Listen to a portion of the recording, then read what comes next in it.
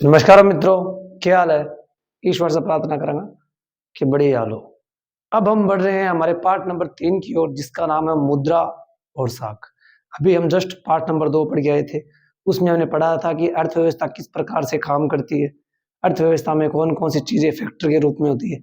अब हम पढ़ेंगे मुद्रा और साख। ये चैप्टर उसी चैप्टर से जुड़ा हुआ चैप्टर है, क्योंकि जब पैसे आएंगे तो उस पैसे का उपयोग कैसे होगा, कैसे कैसे पैसे उपयोग किए जा सकते हैं। और साख यानी ऋण, यहाँ साख से मतलब इज्जत से नहीं, साख का मतलब है लोन या ऋण, उसके बारे में बात करेंगे। तो पहला हमारा इसमें टॉपिक है मुद्रा। देखो, मुद्रा की बात करें तो प्रारंभ से ही मुद्रा जो है चली हुई नहीं आ रही है।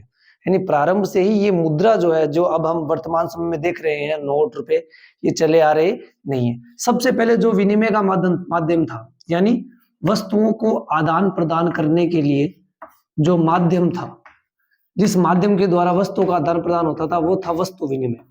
यानी सबसे पहले जो मुद्रा के रूप में माना जाता था वो था वस्तु विनिमय। क्या था?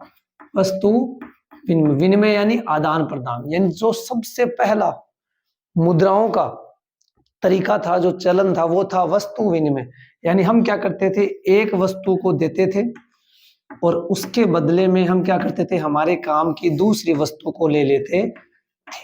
इसे कहते थे वस्तु विनिमय। जैसे मान लीजिए मुझे अनाज की जरूरत है, तो मैंने अनाज लिया और इसके बदले में ये मान लीजिए मैंने दूध दे दिया।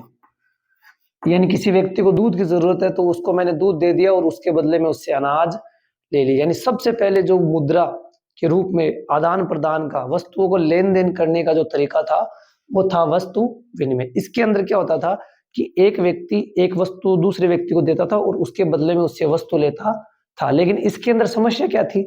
इसमें समस्या थी कि मानो इसको अनाज की जरूरत है पर इसके पास है दूध और इसको दूध की जरूरत ही नहीं है, तो फिर ये इससे आदान प्रदान करेगा क्या? बिल्कुल नहीं करेगा, बल्कि ये तो उससे आदान प्रदान करेगा जिसको इसकी चीज की जरूरत है। यानी मान लो इसको जरूरत है फल की, तो ये क्या करेगा, ये अपनी जो वस्तु है अनाज है वो उसको देगा जो इसको फल देगा। यानी इसमें दिक्कत क्या थी? इस विनिमय में सबसे बड़ी दिक्कत ये थी कि इसमें दोनों व्यक्तियों के पास उस जरूरत होना जरूरी थी। अगर एक के पास जरूरत होगी, दूसरे को जरूरत नहीं होगी, तो वस्तुओं का आदान प्रदान नहीं होगा। यानी वस्तुओं का आदान प्रदान करने में काफी मुश्किल आएगी। इसलिए इसको ज्यादा प्रभावी नहीं माना गया और इसको एक अन्य नाम भी दिया गया है, आवश्यकताओं का दोहरा संयोग। आवश्यकताओं का दोहरा संयोग। दोहरा संयोग, संयोग यानी coincident.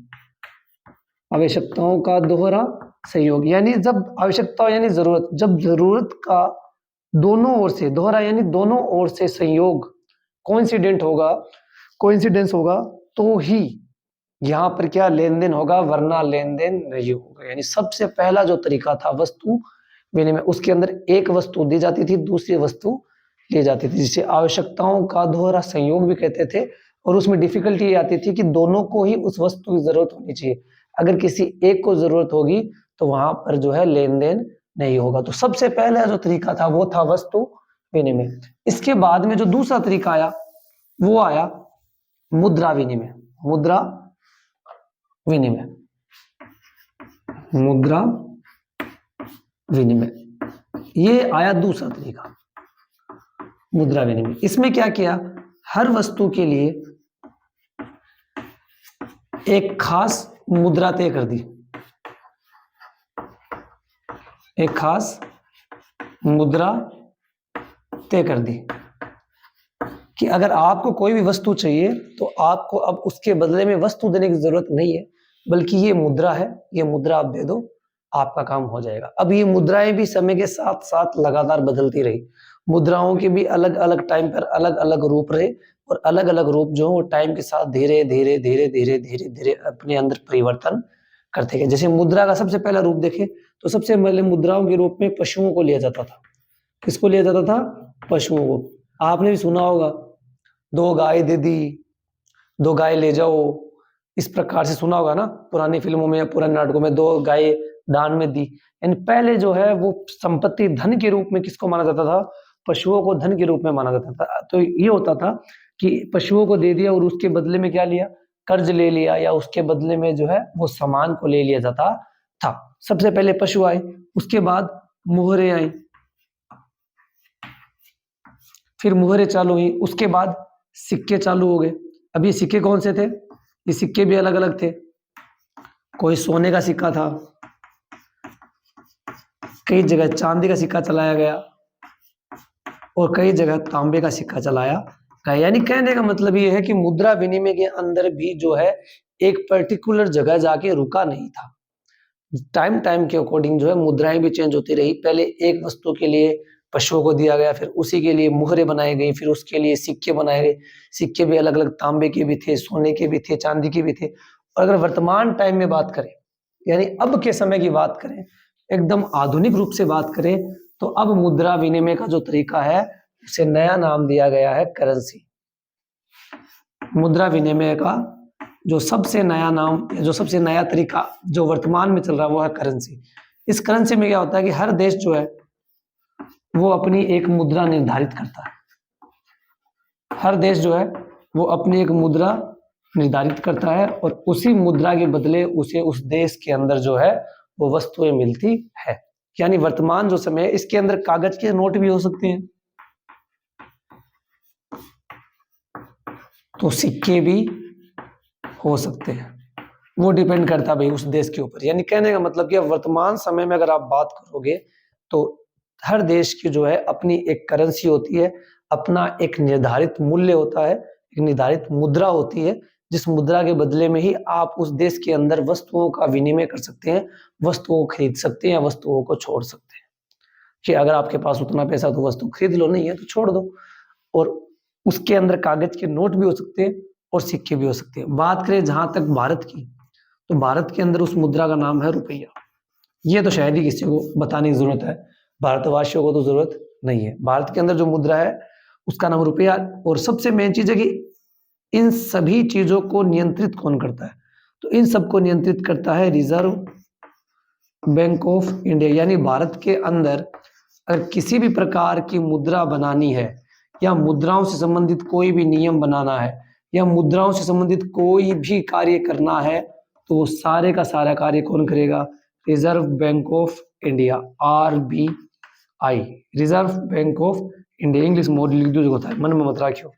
Reserve bank of India, reserve bank of India, ये जो है ये भारत के अंदर जितना भी मुद्राओं से जुड़ा हुआ काम होता है, जो भी मुद्राओं से जुड़े हुए नियम बनाए जाते हैं, जो भी नई मुद्राओं को जारी करना होता है, जो भी पुरानी मुद्राओं को बंद करना होता है, कुछ भी करना हो, अगर मुद्रा से जुड़ा कोई भी कार्य करना है तो भारत के अंदर रिजर्व बैंक ऑफ इंडिया के बिना वो संभव ही नहीं है। रिजर्व बैंक ऑफ इंडिया जब तक नहीं करेगी तब तक कि उसके अंदर कोई भी किसी प्रकार का कोई हस्तक्षेप नहीं होगा।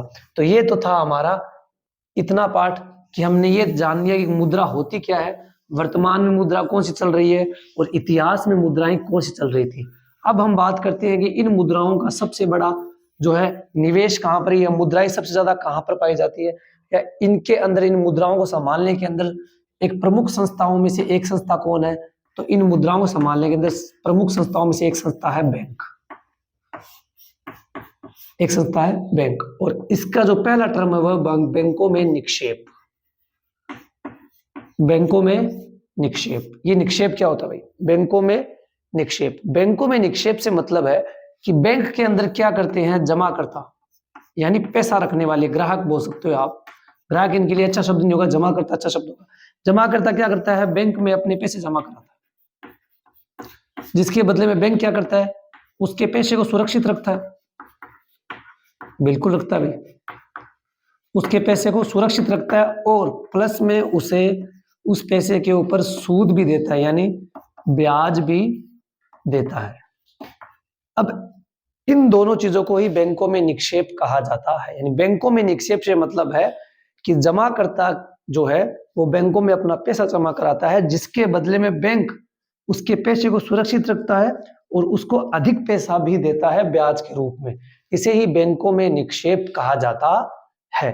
यहां तक मेरे अनुसार आपको कोई दिक्कत नहीं होगी। अब इसके अंदर एक दूसरा टर्म है मांग जमा। बैंकों के अंदर एक टर्म और है मांग जमा।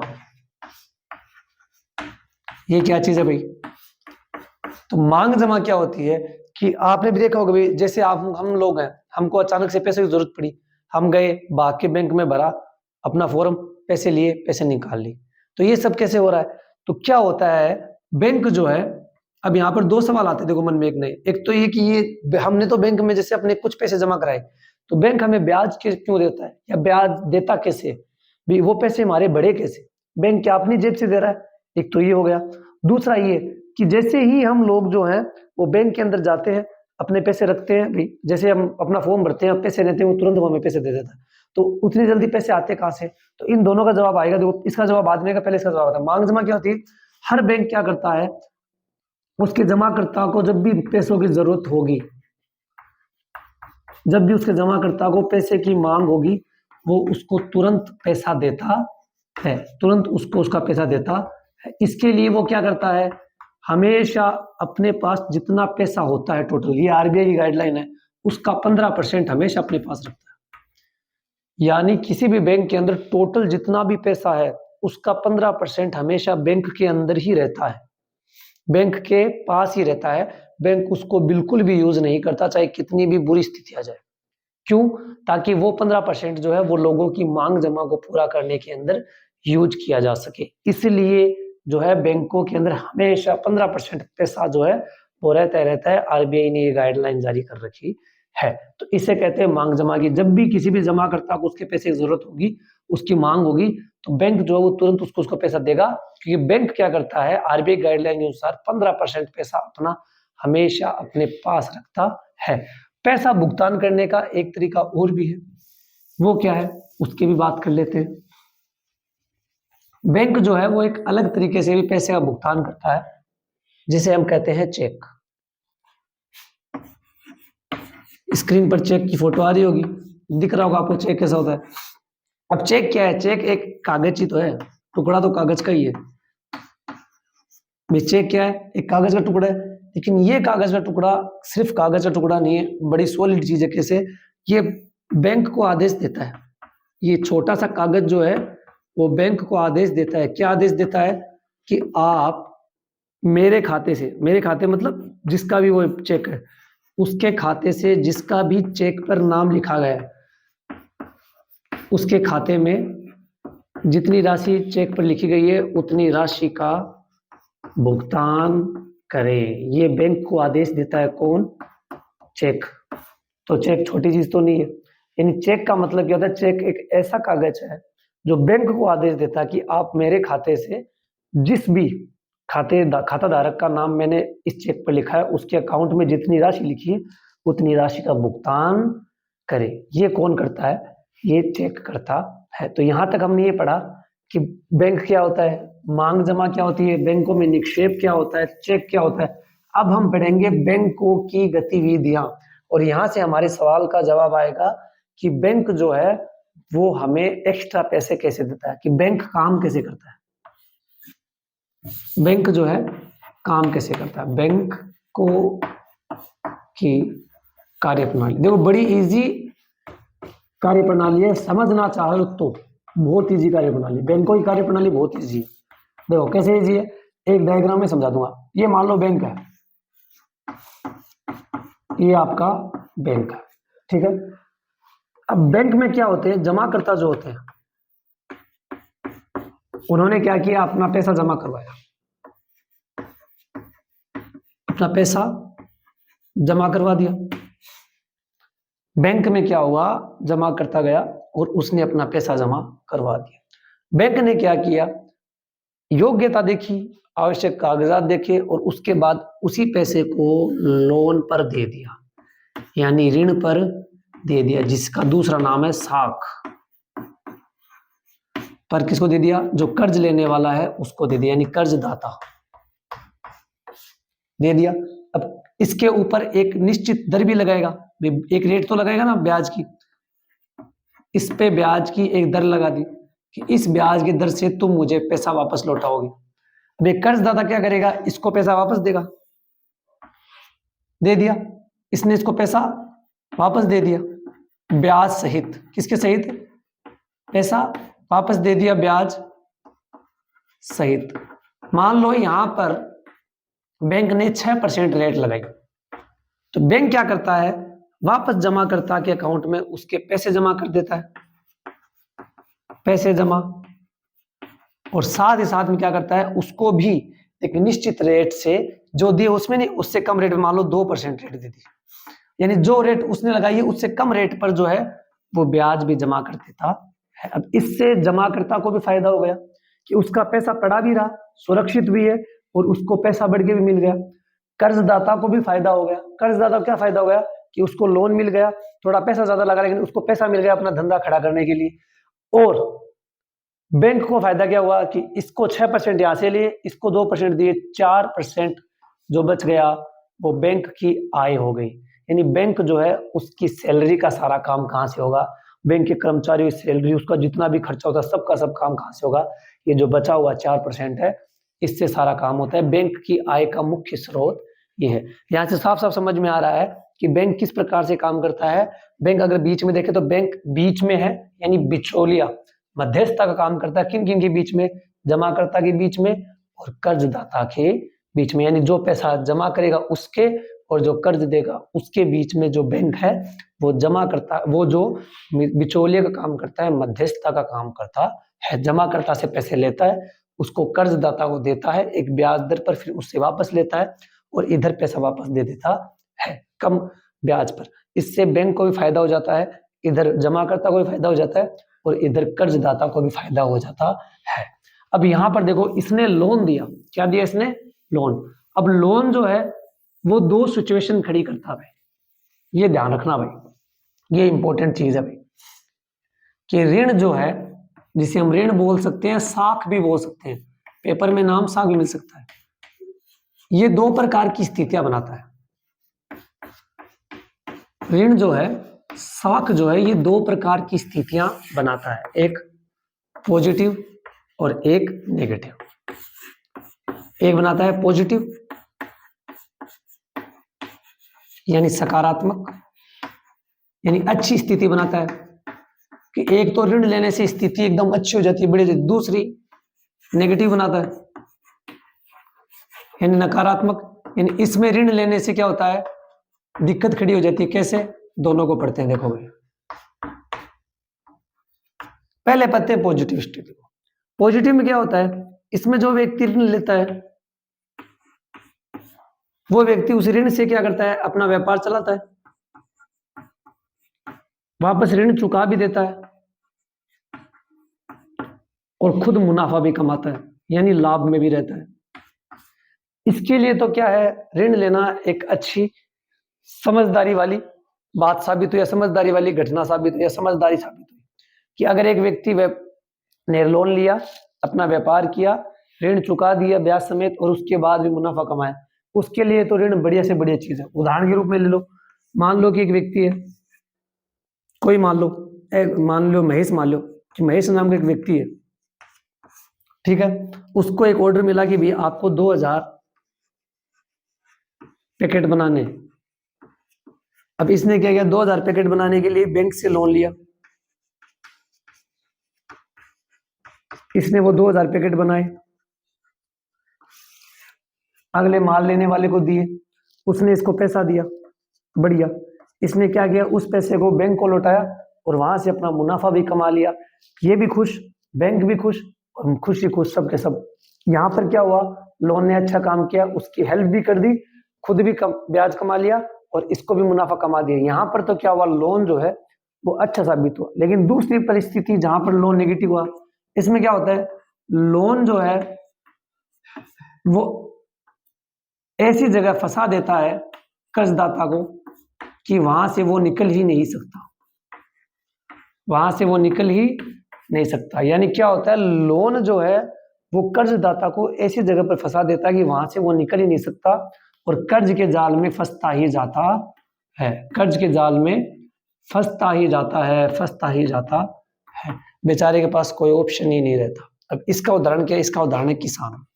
किसान से अच्छा उदाहरण इसका कोई मिलेगा नहीं।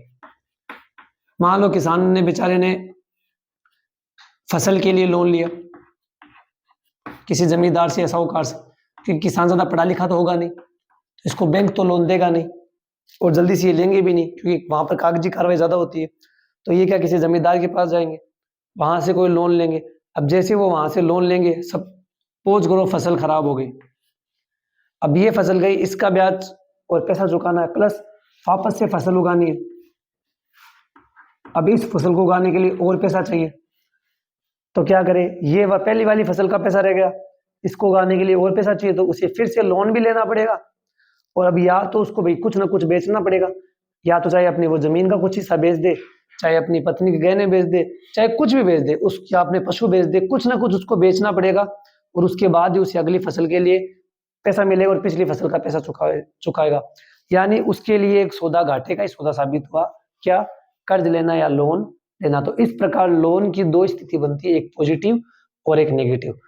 इसमें व्यक्ति को ऋण लेना अच्छा रहता है, उसके फायदे में रहता है, और यहाँ पर व्यक्ति के लिए ऋण लेना उसके लिए घाटे का सौदा रहता है। अब बैंक भी क्या करता है, जब किसी को लोन देता है तो ऐसे ही नहीं कि आप मुंह उठा के गए बैंक के अंदर के, लो भाई साहब लोन दे दो माने 2 लाख को, ऐसे नहीं। बैंक भी कुछ जरूरी चीजों का ध्यान रखकर ही आपको लोन देता है, और वो जरूरी चीज क्या है उनके बारे में पढ़ते हैं कि साख कैसे कैसे मिलता है बैंक के द्वारा। देखो, बैंक मुख्यतः 4 चीजों पर काम करता है। एक, ब्याज दर। बैंक जब भी किसी को लोन देता है तो सबसे पहले अपनी ब्याज दर फिक्स रखता है। सबसे पहले वो ये बताता है कि हम आपको लोन देंगे इतना इतना, लेकिन इसके लिए आपके पास हम आपको लोन देंगे इतना इतना, और हम इस ब्याज दर पर आपको लोन देंगे, अगर आपको उचित लगे तो लीजिए, नहीं लगे तो मत लीजिए। दूसरा मोस्ट इंपोर्टेंट पॉइंट यही है, यही से निर्धारित होता है कि व्यक्ति को लोन मिलेगा या नहीं मिलेगा। समर्थक ऋणाधार, समर्थक ऋणाधार यानी समर्थक यानी सपोर्ट करने वाला, ऋणाधार यानी ऋण का आधार, कि आप लोन ले रहे किसके बदले में हो, यानी लोन के बदले में आप गिरवी क्या रख रहे हो। आपके पास ऐसा क्या साधन है कि कल अगर आप हमारा लोन ना चुका पाओ तो हम हमारे पैसों की भरपाई कहां से करेंगे, उसे कहते हैं लोन। गिरवी रख रहे हो तो गिरवी क्या रख रहे हो आप लोन के लिए। यानी समर्थक ऋणाधार क्या होता है, समर्थक ऋणाधार होता है कि आप जो लोन ले रहे हो उसके बदले में गिरवी रखने के लिए आपके पास क्या है, ऐसी क्या चीज है कि कल अगर आप हमारा लोन ना चुका पाओ तो हम आपसे वो चीज छीन लेंगे, उसे बोलते हैं गिरवी रखना। इसके अंदर जो है पशु आ जाते हैं, वाहन आ जाते हैं, जमीन आ जाती है, ये सब चीजें जो है वो देखी जाती हैं। इनके आधार पर ही जो है व्यक्ति को जो है लोन मिलता है कि उसके पास अच्छा समर्थक ऋणाधार है या नहीं है। तीसरा है कागजात, कागजी कार्रवाई। बिना कागजी कार्रवाई के लोन नहीं मिलता। अगर आपके पास जो जो डॉक्यूमेंट बैंक ने मांगे अगर वो डॉक्यूमेंट नहीं है तो आपको लोन बिल्कुल भी नहीं मिलेगा। और चौथा है कर्जदाता की योग्यता और प्रकृति। कर्जदाता की योग्यता और प्रकृति दोनों की, यानी ये जो जिसको हम कर्ज दे रहे हैं क्या उसने इससे पहले भी किसी अन्य बैंक से कर्ज लिया नहीं लिया, उसका कर्ज टाइम से दिया या नहीं दिया, उससे उसका सिविल और क्रेडिट 2 प्रकार के स्कोर होते हैं, वो स्कोरों को चेक किया जाता है। फिर पूरी निष्कर्ष निकाल के अगर इसमें वो सही आता है तो उसके बाद उसके कागजों को चेक किया जाता है। फिर कागजों के बाद उसका समर्थक ऋणाधार लिया जाता है और ब्याज दर तो बाद की बात है। यानी इसमें चल्ला उल्टा जाता है। सबसे पहले जब आप जाते हो तो आपकी योग्यता चेक की जाती है कि आप लोन लेने के लायक हो भी या नहीं हो। फिर आपके सिविल और क्रेडिट स्कोर यानी आपकी प्रकृति चेक की जाती है कि आपने इससे पहले कहीं लोन ले रखा है या जो नहीं ले रखा है, या ले रखा तो कैसे चुकाया है। उसके बाद आपके डॉक्यूमेंट चेक किए जाते हैं कि क्या जो डॉक्यूमेंट बैंक आपसे मांगता है वो सारे डॉक्यूमेंट आपके पास सही है या नहीं है। उसके बाद देखा जाता है कि आपके पास समर्थक ऋणाधार है या नहीं है। उसके बाद जब ये तीनों चीजें हो जाती है तो आपको ब्याज दर बता दी जाती है और आपको लोन दे दिया जाता है। तो आज जो है हम यहीं तक पढ़ेंगे। अब इसका जो दूसरा पॉइंट है वो साख के स्रोत, साख किस प्रकार से काम करता है, स्वयं सहायता समूह क्या होते हैं, उनको पढ़ेंगे हम कल। आज के लिए धन्यवाद।